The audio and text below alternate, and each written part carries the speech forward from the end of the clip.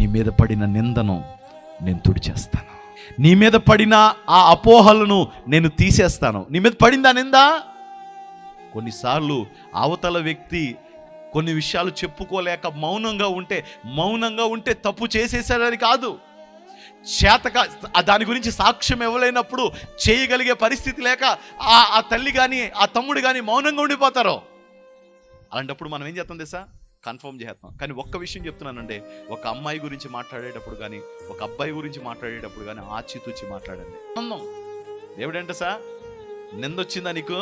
భయపడకో, ఆ నింద తుడిచి నిన్ను అనేకులు ఎదుట నిన్ను గణపరుస్తాను, అనేకులు ఎదుట నిలబెడతాను.